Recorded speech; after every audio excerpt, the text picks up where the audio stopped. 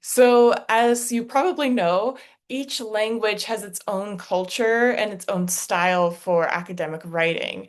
And Anglophone academic writing, or the academic writing found from the United States, from the UK, from Australia, from Canada, and from other English-speaking cultures, tends to be very explicit, which seems to be in contrast with many other cultures.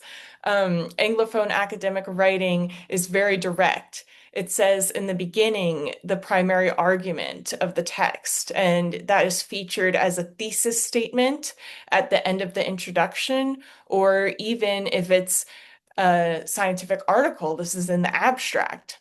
There's also a very strict structure for some of our academic essays for our students, it usually takes the format of the introduction with the thesis statement, body paragraphs of support for the thesis, and a conclusion that starts with a restatement of the thesis, a summary of the main ideas, and support with a final comment. It typically is supposed to portray objectivity, so using third person instead of using first or second person, and passive voice, saying that these events happened, not saying that the author or perhaps, the researchers caused these events to occur. Also, there are very rigid guidelines on textual or intellectual borrowing. Paraphrasing is recommended.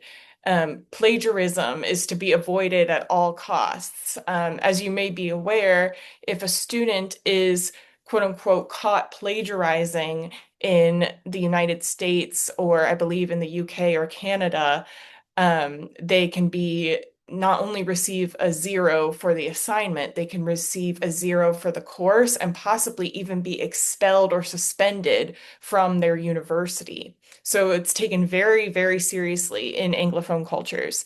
And there are institutionalized citation styles such as APA, MLA, and Chicago that can be very difficult to master, even for people from the cultures that introduce these formats. So, an overview of my presentation and my process is that first, I start with an analysis of model texts. Then I move on to a rearrangement of new model texts. And finally, planning the writing with graphic organizers and or outlines. So, my first question, which I would like to open up to the audience if possible, is where do you find model texts when you're teaching your learners a new genre of writing? Perhaps answers can be put in the chat, or I guess people could talk.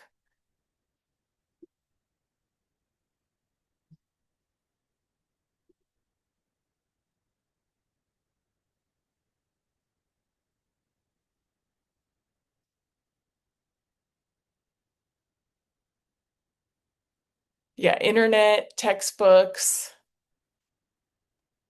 Do you have any specific internet sources?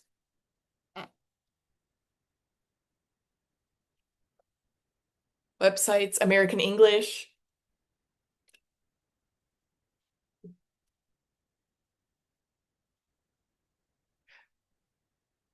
Oh, American English is a website?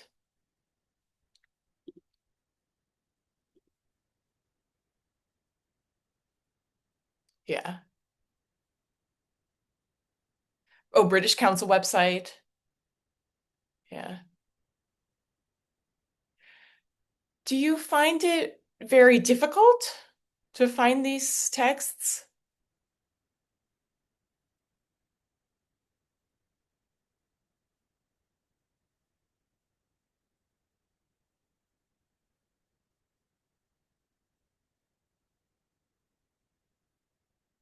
Yeah, it depends on the level of the students.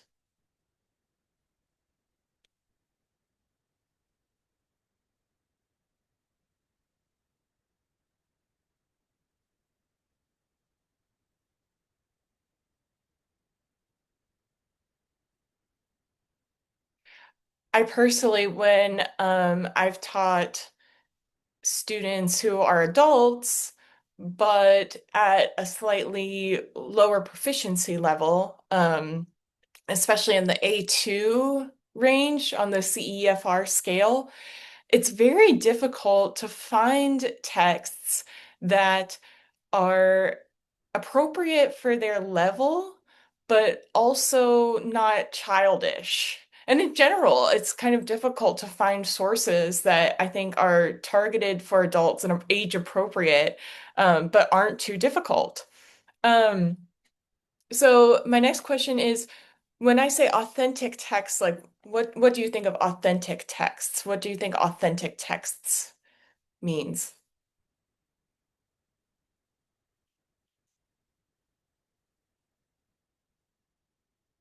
Yeah, original.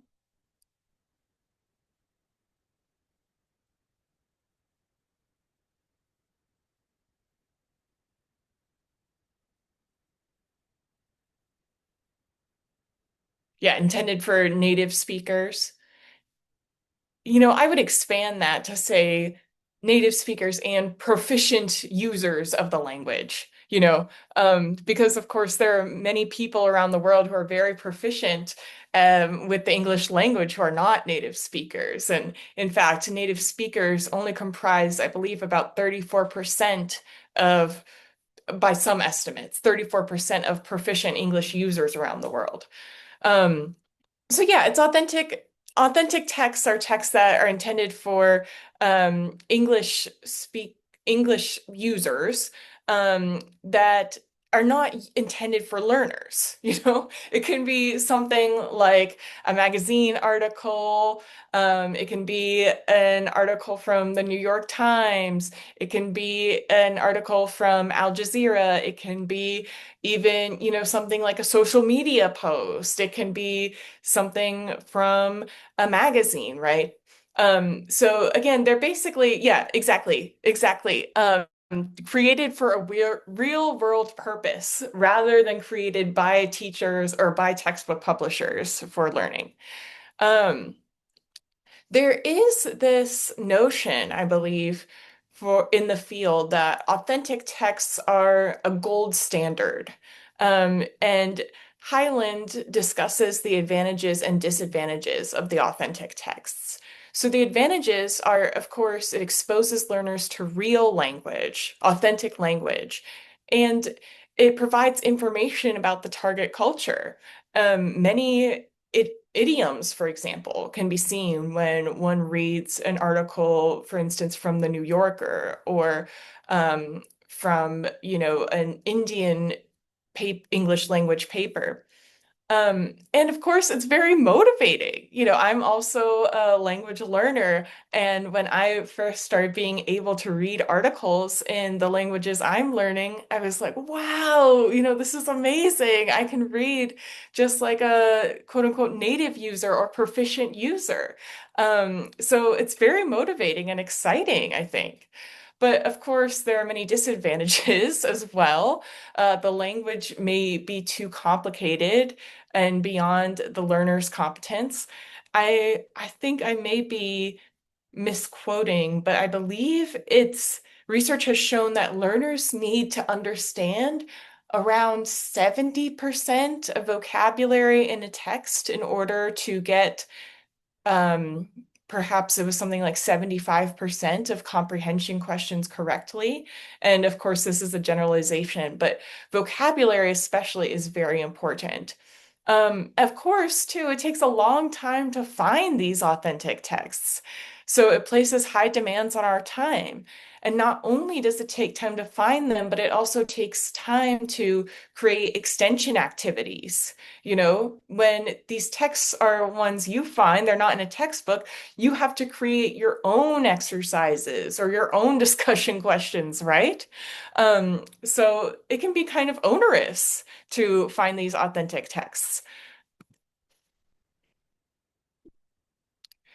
So, what I've concluded from my own research and from my own experiences at the Symposium on Second Language Writing last year is that we should try to maximize authenticity, but it shouldn't be at the expense of accessibility for our students.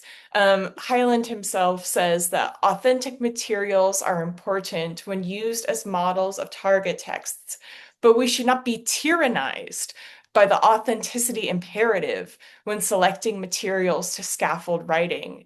In other words, we shouldn't let this chase for the authentic get in the way of our actual learning goals. And that's exactly what Crossley argues too. He says we need to consider the purpose of students reading the text. Is it for intensive reading practice, extensive reading practice, cultural knowledge, practicing specific vocabulary or language forms? What is our purpose?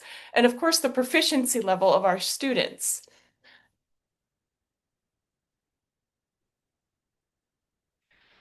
There is one possible solution is to use previous students' texts as model texts because these are a realistic, attainable goal for what our students can achieve. They can think, wow, even if I can't create something perfect, I can create something that the teacher finds valuable and the teacher admires. I mean, of course, you have to get consent from students to use their text as model text in the future, but I imagine usually they'll be very flattered by that. But the strategy I would like to focus on in this webinar is using AI. Of course, you're probably tired of hearing about AI, but I found a certain tool very helpful. Have you heard of Perplexity.ai? Okay. I feel like it wasn't super popular a year ago, but I feel like it's slowly gaining popularity. Maybe I'm wrong. But I would like to share a process when I used Perplexity.ai to generate a text for my learners back in the United States. So I taught writing to primarily adult immigrants and refugees, actually primarily from Afghanistan in the United States. And I would estimate their level to be at like an A2, B1. Um, so let me try to share this process. Yeah, Perplexity. I like Perplexity the most because it actually shows links to its sources. So that way you can very easily verify the output because it does make mistakes and hallucinate like any LLM, any large language model, but at least it's the easiest to verify. So as you can see, I asked it, write a 5 paragraph academic essay for B1 ESL students on the causes of increased internet access in the United States, because I was teaching the students a cause and effect essay. And I'll give you a minute to skim the output that it gave me.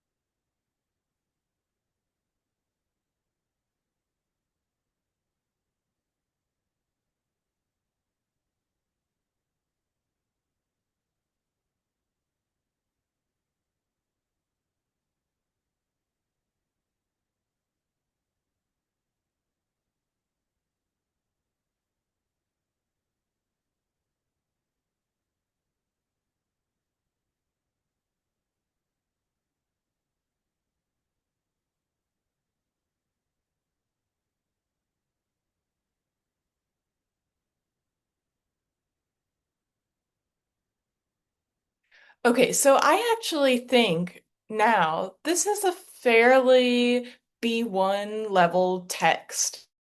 Um, However, when I was teaching this class last year, my knowledge of the CEFR levels wasn't as solid.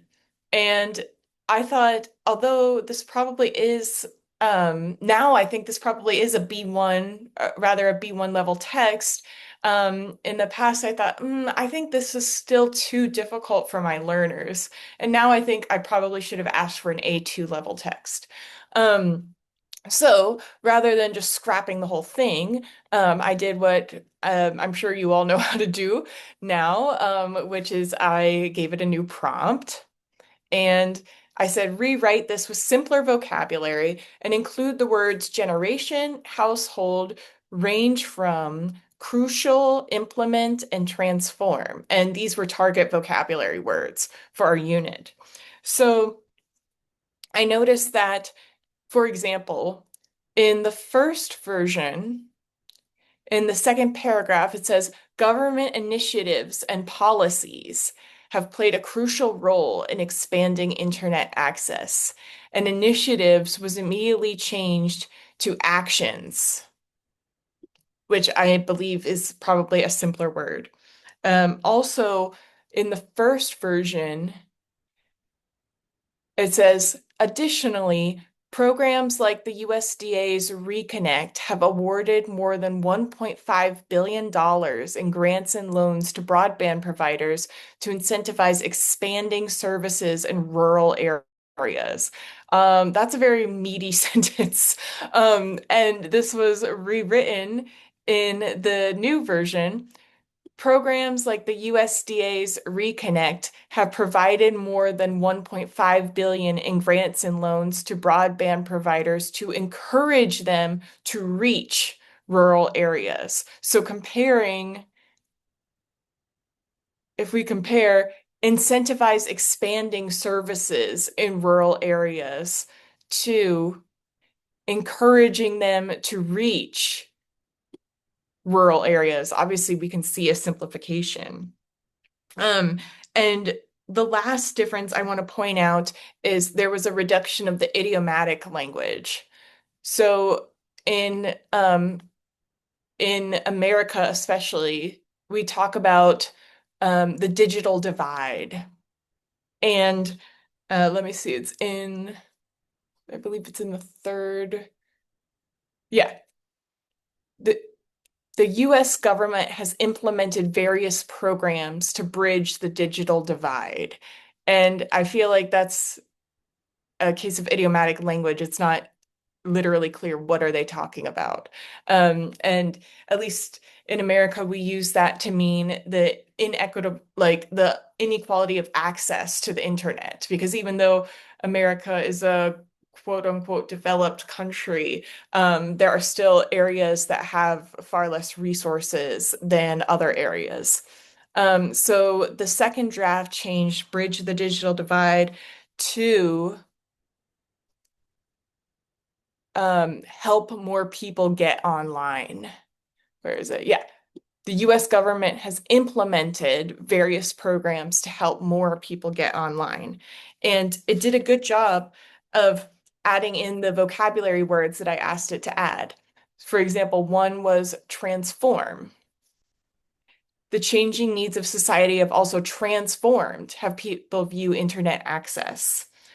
Um, I asked it to add generations and households. So as the internet becomes increasingly important for everyday life, efforts to expand access and improve infrastructure are likely to persist, helping more households connect in future generations.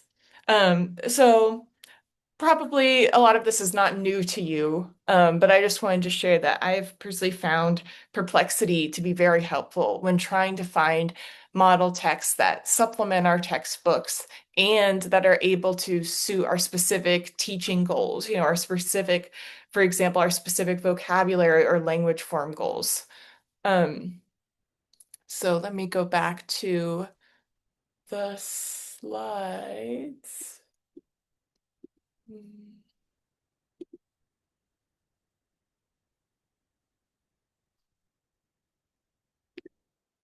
I think I need to stop and then start sharing again.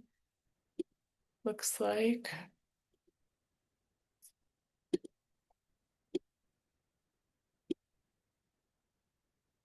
Oh,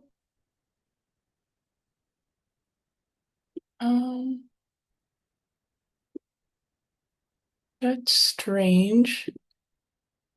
I don't know why it's hard to go back to the PowerPoint.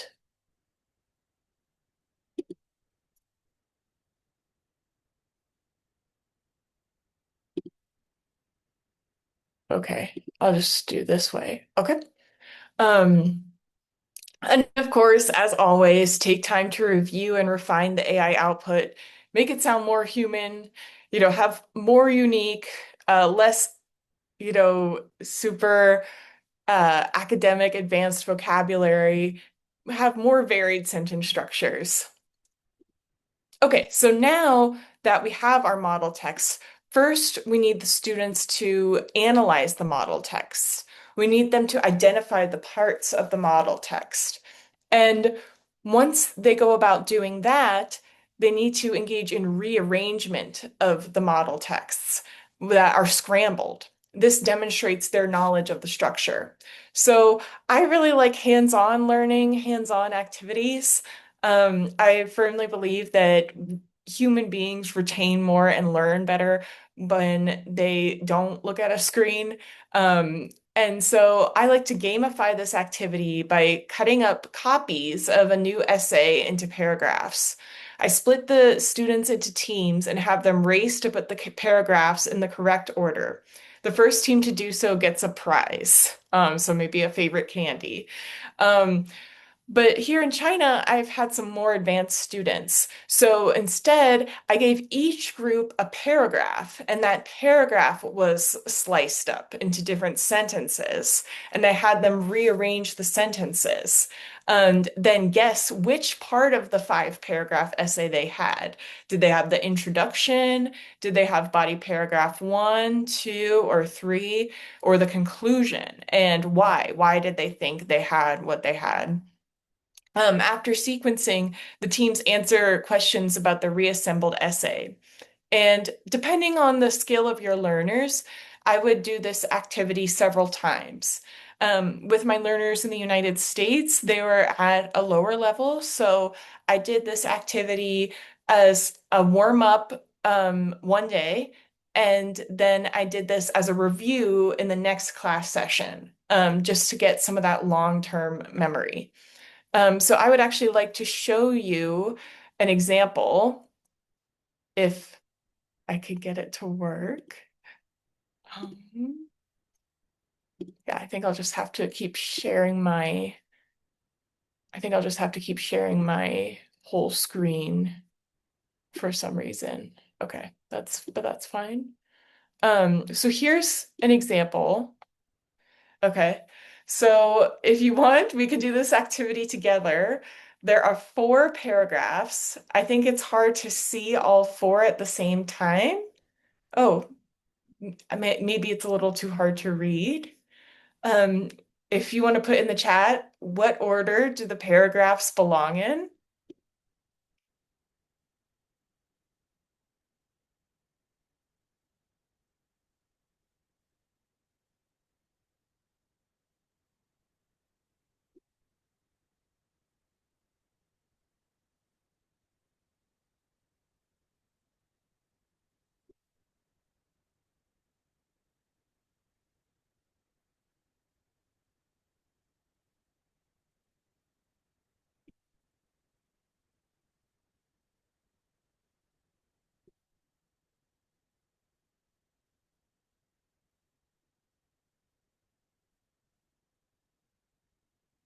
Yeah, 4132.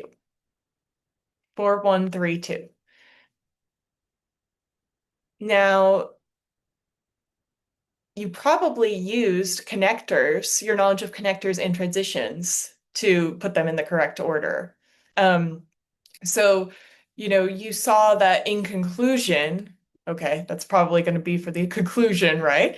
And in addition means that this is adding on. It's not the introduction. It's not the first body paragraph. It's going to be a following one, right? And then one of the main effects that suggests this is the first main idea. And then this first sentence in the fourth option, artificial intelligence has become a hot topic in recent years, with its potential to revolutionize various industries and change the way we work.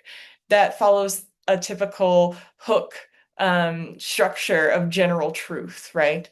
Um, So again, your learners would actually be physically, moving and unscrambling the paragraphs. And then you could follow up with a sheet like this, you know, saying, find the hook. Is it a question, quote, description, or other interesting piece of information? What connecting information is given between the hook and the thesis statement? Underline the thesis statement. What points of development are given in the thesis? What are the main ideas? Does the conclusion end with a prediction, a suggestion, or an opinion? So I'm also constantly looking for ways to engage the learners, and I really like to use games. So I hope that this will motivate the learners to get interested and engaged in this topic. And in my experience, even teaching some 50-year-olds in America, people still got really engaged. And they get engaged with games in general. So I hope that your students enjoy this. And again, I recommend doing this process at least 2 times to help solidify the genre structure with your learners. Okay, and then let's talk about the last step, which is graphic organizers and or outlines. As I said previously, the model or the structure of Anglophone academic writing is very rigid. It is very, very structured. Um, as I could say, as someone who grew up in this Anglophone academic writing culture, it's very jarring to me to see things not in the quote unquote right place.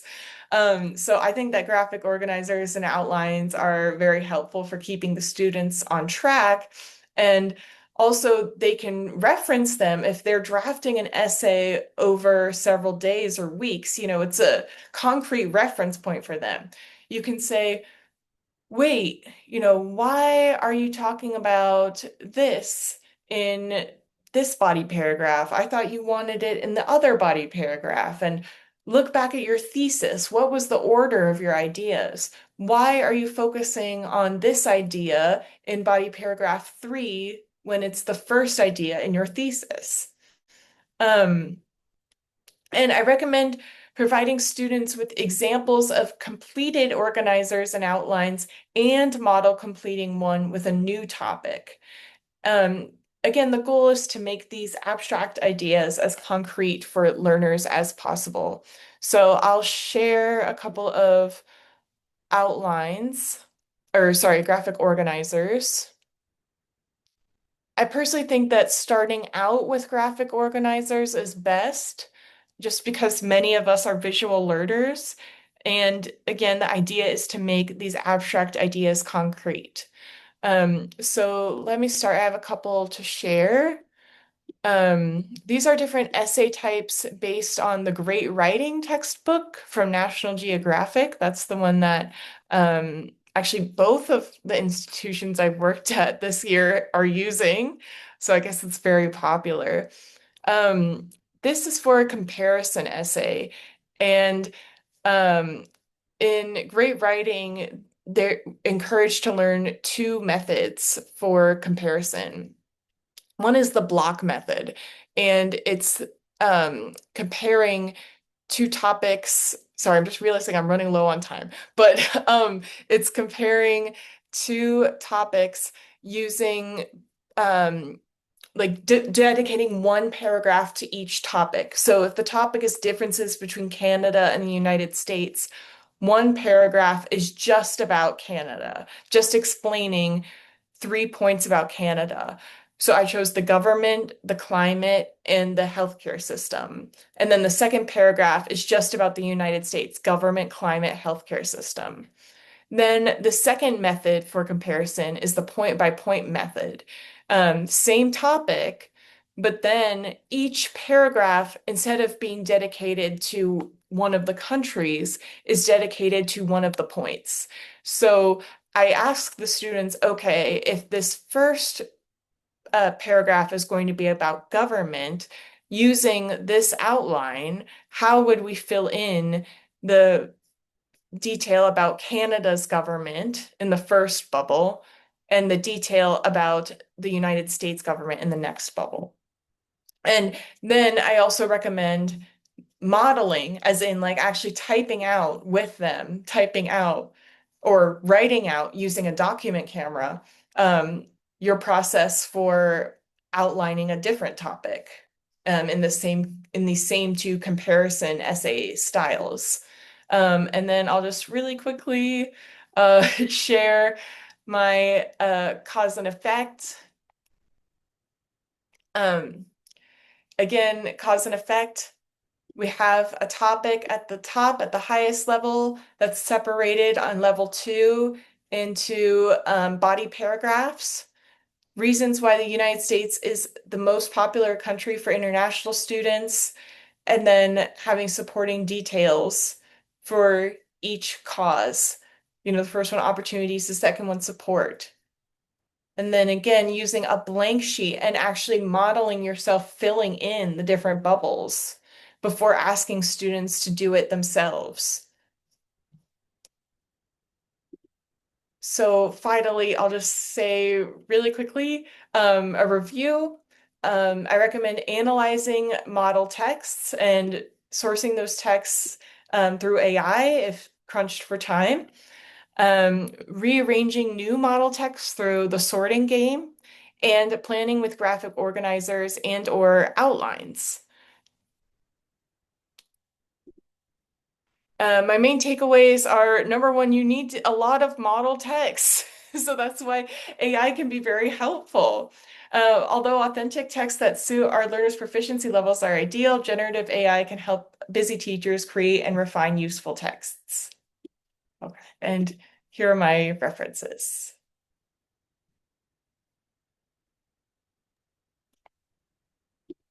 Okay, thank you.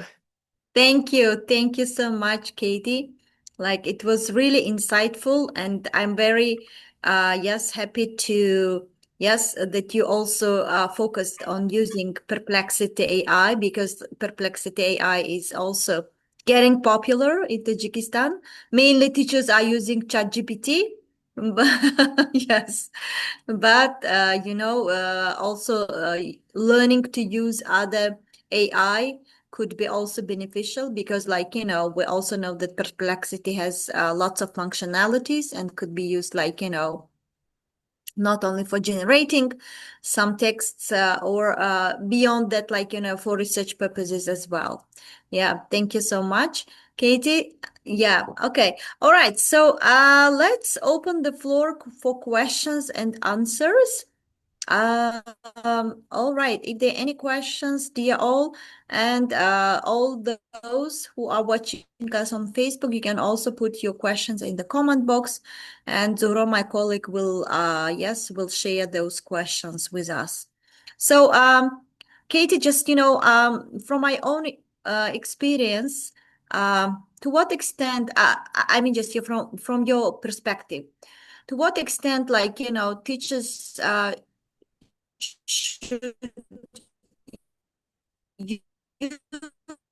use authentic texts. Yes. Um, is my internet bad? Can you hear me? No, I think that it's Nasiba's internet connection. Okay. Okay. So let me quickly check our chat if we have any interesting questions here. Just a second. And I hope that while I'm checking, Nasiba will be able to reconnect.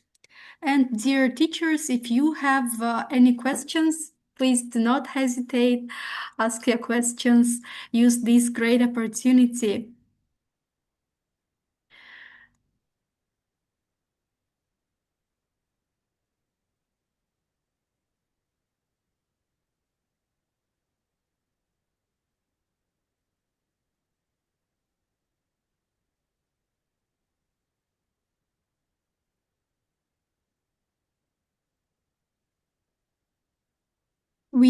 I'm also checking comments on Facebook. People were participating here during the webinar, commenting on your slides.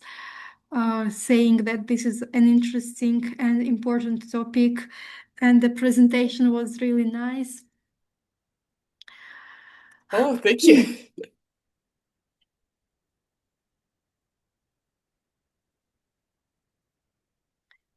Um, oh,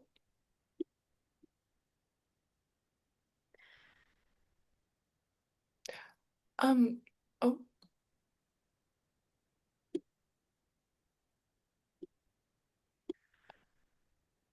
Zumrat El said everything was very clear. Thank you.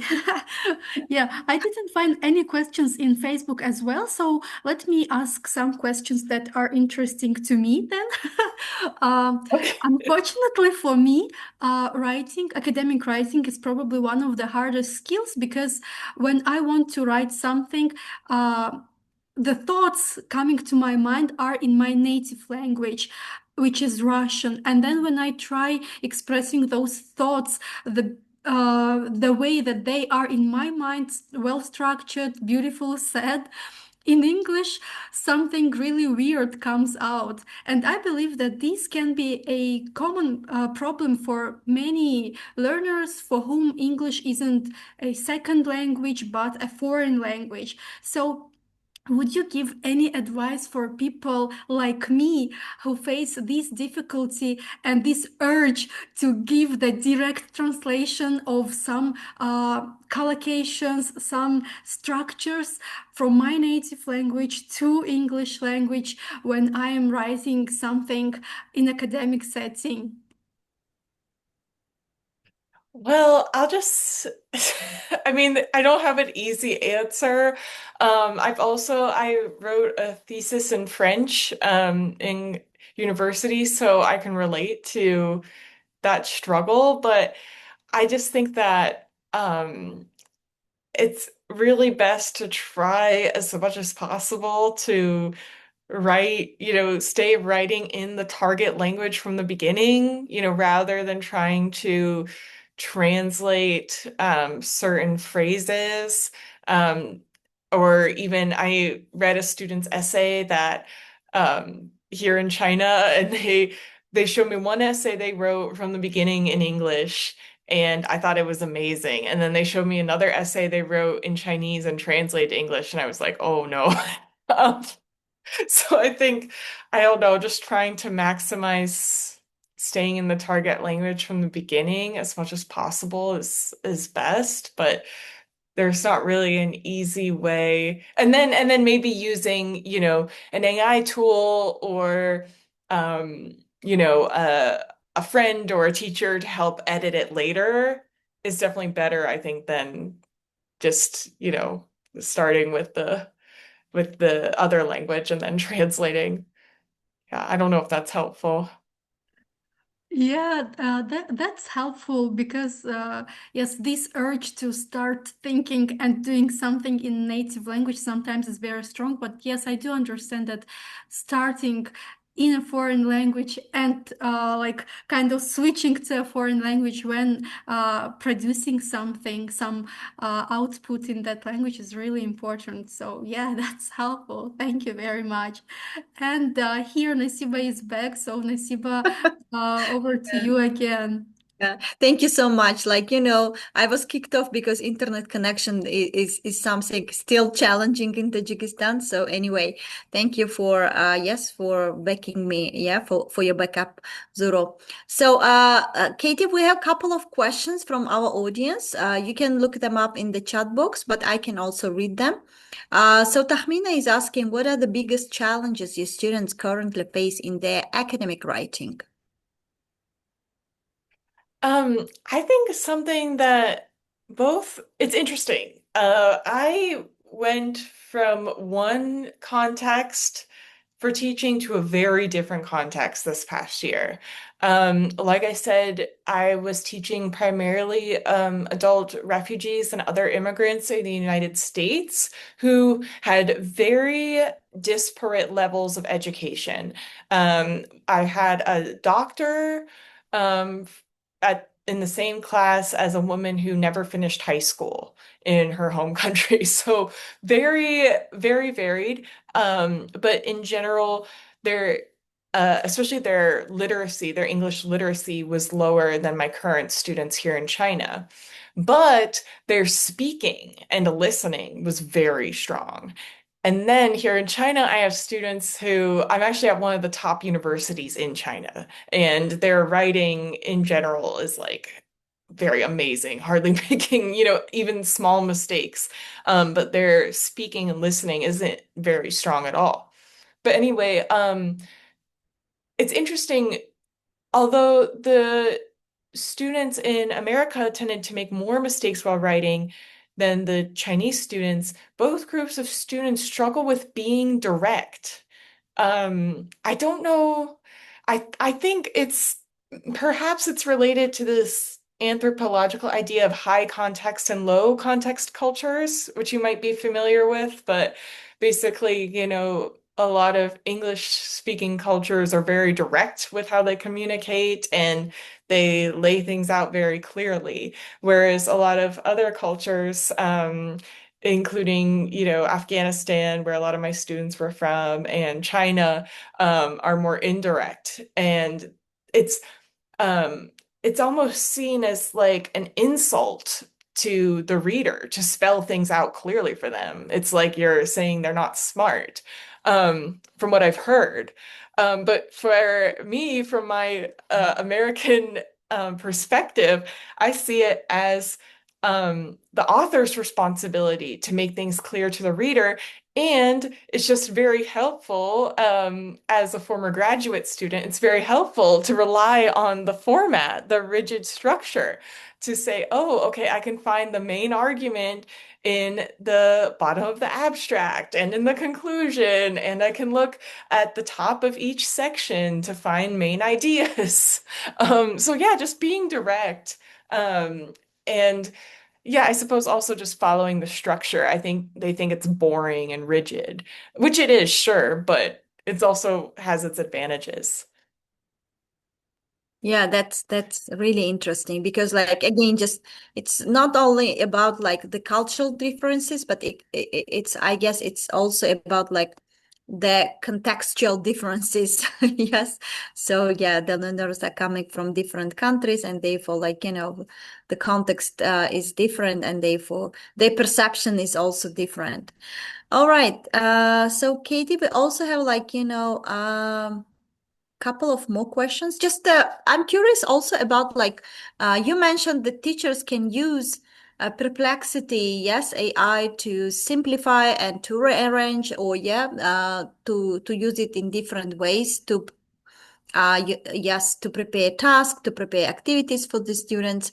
But to what extent do you allow your students using AI in writing their academic papers? This is another question. So actually, at both Georgia State University in the United States, where I just was, and here at SUSTech, the Southern University of Science and Technology here in China, there's been a shift to in-class essay drafting. At least, I believe usually the first draft is completed in class with no phones, no devices, nothing, and then follow-up drafts are allowed to be supplemented with technology. Um, I personally think that's the best way to go. I think it balances realism with the fact that students are going to have access to AI, with the fact that we also need to build their fundamental skills. Mhm, mhm. Yeah, I agree. Thank you. Thank you. Next question. Uh, what role does peer review play in adult teaching? Does it feel safe and supportive for them? Oh, I mean, I feel like that is very contingent upon the class atmosphere, of course, and the rapport among the students. Um, I luckily, in the context at Georgia State, again, most of the learners were from Afghanistan, but we had people from really many different countries, cultures, religious backgrounds, things like that. And it was so beautiful to see them collaborate and encourage one another. So I think that, and here in China as well, even though I'm at a literally a top university and these students are very ambitious, there's still this atmosphere of collegiality and support among the students. So it hasn't been too much of a problem in terms of feeling safe and supportive. In fact, I often wish that the students would be a little bit more critical of one another. It's a lot of like, good job, and um, like, okay, that's great, but what did they do well? Is there anything they can improve? So, yeah. Yeah, that's really great. Okay, so next question, which part of academic writing, organization, argumentation, coherence, referencing, or some others, adults struggle with the most? Yeah, and why do you think that happens? Oh, I mean, all of them can be a struggle. That's another interesting thing with both groups of students is um, both struggle a lot with coherence. And I'm glad that this was mentioned because I feel like it's not mentioned enough in discussions about academic writing. And um, I'm not sure. I think it's a lack of confidence with especially the use of pronouns and pronoun reference. And again, yeah, I suppose that's it. But there's often a sense of um, for instance, I've noticed students will just use connectors for every single sentence, like, you know, firstly, blah, blah, blah. In addition, blah, blah, blah. And, restating it rather than doing using like pronouns. So that's something I'm really looking forward to kind of investigating in the future. Mhm, mhm. Yeah, yeah, that's interesting, very interesting. I think you should also write about your kind of uh, findings teaching different yes different students in different countries and also just bring and also publish in a book your findings how maybe just how students brain is functioning in different countries when they start doing academic writing so it will help it will help many other teachers to learn about these peculiarities. Oh, okay. Yeah, because again, I can say from my own experience long ago when I was a student at the US university, for me, right, in the Soviet style academic writing, uh, citing and also bringing lots of citation from different books was encouraged. So it means you could bring all these citations and if your work is have has lots of citations and lots of it means just you have explored all these books and also just this was something like challenging for me because for me paraphrasing and you know um formulating and also just condensing all these ideas was challenging because again just my context was different and when I came to the US I faced these challenges, but then it took me time to learn about all those peculiarities, and then gradually I also, yeah, started to improve my writing. Okay, anyway, so one more question is left. So, what are some diagnostic tasks you use to quickly understand writing level and needs of your students? Oh, so um in both contexts, there are formal placement tests for the students in the beginning, but of course that they don't completely streamline the students into different levels 100% accurately, and there can be disparate levels within a class. So it's highly recommended by my colleagues to do some type of diagnostic class in the beginning of the session and asking them to write a short essay just on a piece of paper, no phones, no computers, no outside sources, no books, just to see kind of their raw work, not only as a diagnostic, but also as a comparison in the future if you need a reference point and to check for AI, because as we all know, or at least as I'm currently aware, there is not at this point a reliable AI checker or plagiarism checker. Um, so yeah, just doing a task that is that mirrors kind of maybe your end goal tasks, like asking them to write, a a brief 5 paragraph essay about something in their own lives. So that's something they can easily write without having to use sources, I think is a good strategy. Yeah. Yeah. Thank you. Thank you for sharing.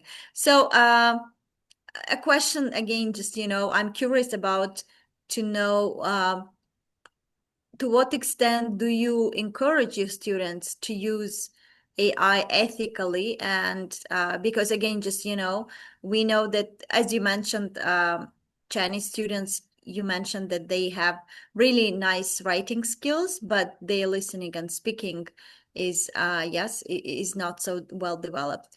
And to what extent you encourage them to use ethically AI, just to make sure that their work still remains original but not AI generated.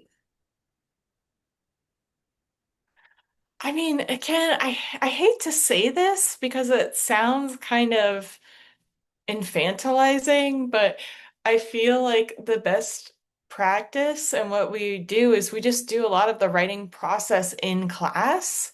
And that way, the draft, like I said, is without devices. And then the subsequent drafts are with devices. But if they're in the class, then I can directly say, like, help them or walk them through prompts for using the AI or see how they're using the AI directly. I feel like you can warn them, it can be wrong. I mean, and we do that. We warn them in the beginning, AI can be wrong. Especially if you want to, with the Chinese students, like, oh, if you want to study in an English speaking country, plagiarism is a really big deal for a lot of these countries, et cetera, et cetera. But I think just having like concrete one-on-one talks with the teacher and looking at specific scenarios is the best way to go about it. Yeah, yeah, that's really great. And what are the results? I mean, just, you worked with different audiences. I mean, just, learners. And once their academic writing skills are improved, I remember that you mentioned doctors, yeah, doctors like who took your course. And as a result of your work, have they been able to, to publish some of their research or some of their articles somewhere? Oh, so just to be clear, this was a medical doctor. And this, unfortunately, it's very hard for foreign trained doctors to get the ability to practice in the United States. So, as far as I'm aware of, with some of these students, they're still in the process of trying to get into streamlined training programs so they can get credentialed to work in the United States. So work in progress. Yeah. All right. Yeah. Thank you so much, Katie. Like it was really great because you kind of unlocked what are the potentials, yes, of academic writing and what are the insights that teachers still can use by using AI and by using, experience of you and other experiences as well in teaching academic writing. So, dear all, thank you so much. Unfortunately, yes, the time is, yeah, almost over, and yes, some of the questions, yeah, remained unanswered because, like Katie tried to do her best to cover these questions, yes, throughout her presentation. All right. Thank you so much, Katie. It was a great pleasure to welcome you and to host you today. And thank you, dear all, for your active participation. Thank you for your questions. And Katie, if you have any last word, yes, notes or remarks, please go ahead. Thank you. Yeah, I really hope this is helpful, and that I can receive some feedback either from you directly or from EWB. And if you thought it was good, I'd be happy to present some more or even just chat with you. If you have any questions, you can email me. I'm not sure if here I can provide my email in the chat, or if you ever want to collaborate on something, let me know. Mm-hmm. Yeah. Yeah. Thank you. Thank you so much. Yeah, by the way, so all the webinar materials will be shared with via EWB website, so you can check them later and you can download those materials for your perusal. Thank you. Thank you so much.